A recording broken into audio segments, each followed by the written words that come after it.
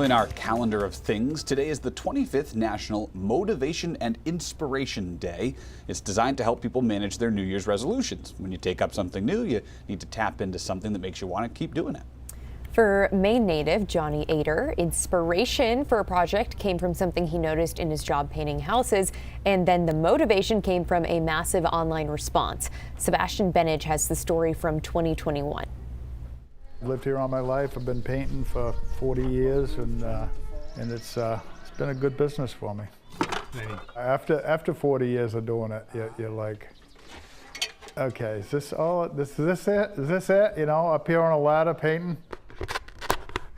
I've always noticed when I peel out a paint bucket, the back of the paint where it sits against the bucket, I've always noticed these really awesome designs, and I'm sitting there going, that is really cool.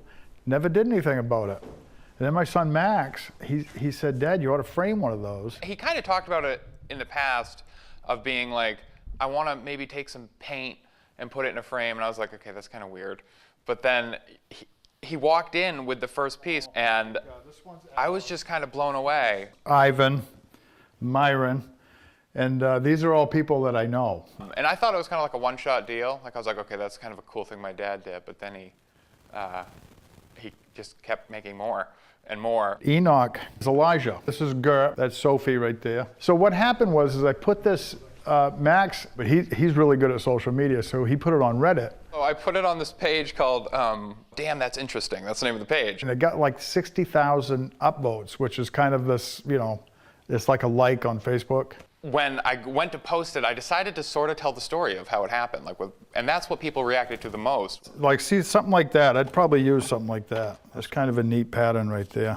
It's like when people look at it, I've seen a lot of reactions that have been like, oh, like an artist just put some paint on a canvas and he spent a lot of time doing it, and he did spend a lot of time doing it, but he was painting a house in the meantime. Maine people in general are very resourceful, and it's like I don't know somebody that's not a Mainer that would take some old paint buckets and find some art in them. It's just ridiculous. I think a lot of people feel like they're going to be embarrassed if they do something. They're going to get embarrassed if they try something new. But I think, just go for it. Try if you want to try something, give it a shot. It's like some of these things, this bucket art. Some of them are awful, but some of them are pretty good. So.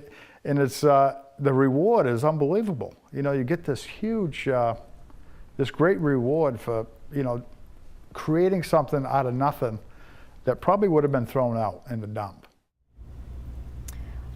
Very cool. Yeah. So we talked with Johnny Ader this week. The Bucket Art project is done for the time being. He says he wound up selling prints all over the world, as far as Australia, and says he may pick it back up when he retires from house painting. Johnny Ader does have another line of work, though. He's also a stand-up comic. He released his first album last year. It's called What the Frig, and it's streaming everywhere. Very nice. He's also currently touring with another Maine-based comic named Brendan Iyer. The show is called Hard Tellin' Not Knowin', and their next date is February 7th at the Playhouse at Waterville Station. You nailed it, by the way, with Bucket Art. Nice work. I felt a little dorky saying it. That's okay. I don't have the natural inflection. You'll have some practice. Yeah.